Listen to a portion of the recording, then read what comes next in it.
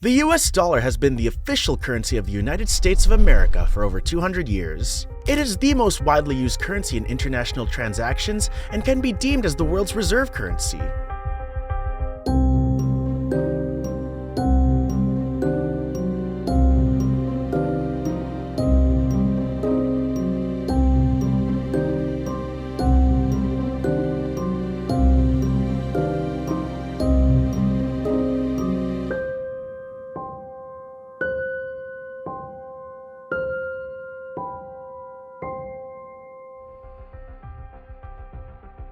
The currencies carried by the earliest settlers of the 13 American colonies were the gold and various British coins they brought along with them. But like everyone else who carries money on a trip, they quickly ran out of money. This left them with no source of buying food or other life necessities from neighboring tribes or even from each other. The absence of cash and coins left them no choice but to trade with commodity money, which included flavored tobacco, beaver skin, and a certain type of shell called wampum. However, these currencies only stuck for a short time. The tobacco plant often dried up and lost its value. Another factor hindering the value of the tobacco was the quality of production. It fluctuates whenever harvested, thus making tobacco an unreliable source of trading. Imagine going to a fancy restaurant for lunch and while paying, you discover that the money in your wallet has expired.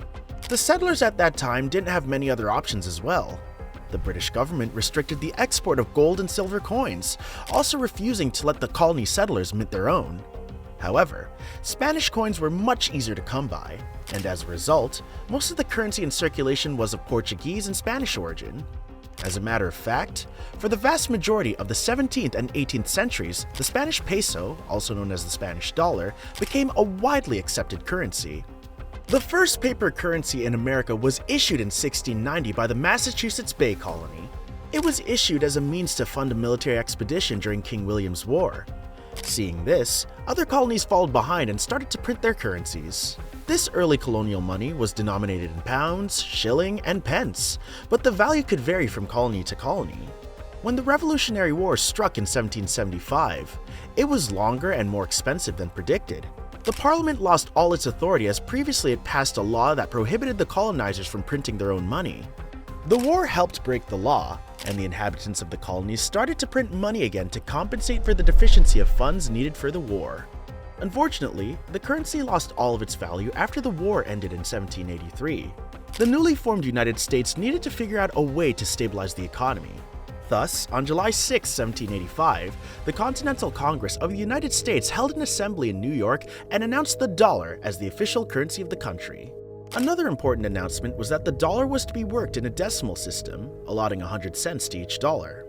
But Congress, with a history of never agreeing on one decision, made a way to disagree with this statement as well. It wasn't until 1792 that the country would establish a national mint. But the mint became functional in 1862 and the US Treasury was able to print dollar bills. In easier words, you can say that it seems that the American government has been making things complicated since the day it was born. The word dollar is derived from the German word Taler. Taler was a silver coin minted in Bohemia and was in use throughout Central Europe in the 16th century. The word Taler itself is an abbreviated form of the Joachimsthaler, meaning a coin from the city of Joachimsthal in Bohemia. However, the history of the dollar sign is still a mystery to the world. The sign is practically synonymous with the US currency. The first appearance of the dollar sign was in 1800, way before the first paper dollar was even issued in 1875. The most widely accepted theory of the dollar sign is that it has been derived from the Spanish peso. It was written in an abbreviation form with an S over a P. The S gained dominance in most of the curved part of the P. This eventually developed and came into something resembling the dollar sign. The PS part was first seen in manuscripts of business document dealings held between English Americans and Spanish Americans in the 1770s.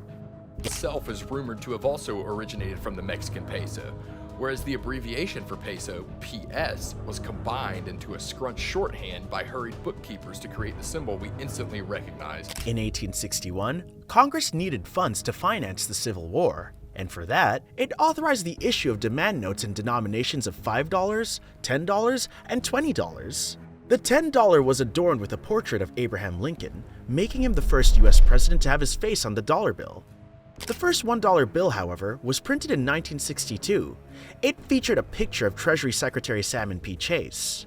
The modern $1 officially dates to 1963, but many of the elements in its design were introduced in 1929. For example, the 1929 bill replaced the picture of Salmon P. Chase with the now famous portrait of George Washington, created by Gilbert Stuart. The backside of the 1929 dollar bill had a large stylish 1 written on it. However, in 1935, 1 was replaced with the banner of the Great Seal of the United States and with a pyramid topped off with another pyramid with the so-called Eye of Providence.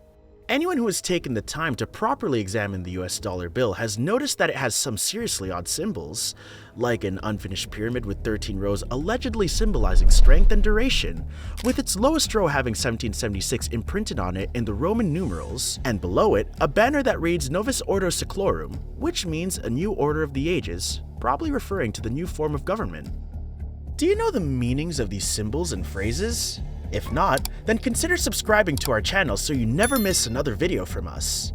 On the top of this pyramid is that weird-looking Eye of Providence, apparently representing the all-seeing eye of the divine.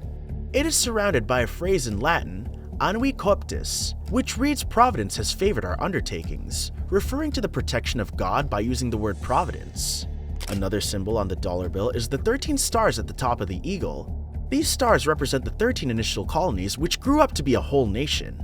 The dollar bills we use today are printed on a special kind of paper made by Crane & Company. It is a Massachusetts-based manufacturer that has been providing the US Bureau of Engraving and Printing with the paper since 1879. This paper is 25% linen and 75% cotton and has red and blue fibers of various lengths equally distributed through it. Modern bills have a security thread that is woven into the paper. These threads run from top to bottom and display the currency denomination. These serve as a security and anti-counterfeiting measure. According to a survey, it is known that the Bureau of Engraving and Printing produces approximately 38 million notes a day. You may have realized that old currency is hard to find. That's because when new money is printed, the old money is gathered and destroyed by one of the 3 entities: the Federal Reserve, the US Mint, or the Bureau of Engraving and Printing. The life of a $1 bill is approximately 1.5 years. Bills that are submitted to Federal Reserve banks are checked for fitness by high-speed sorting machines. If any defect is found, the bill is shredded and thrown away. The amount of money which the government destroyed varies from year to year, but it usually is around $5 billion to $7 billion.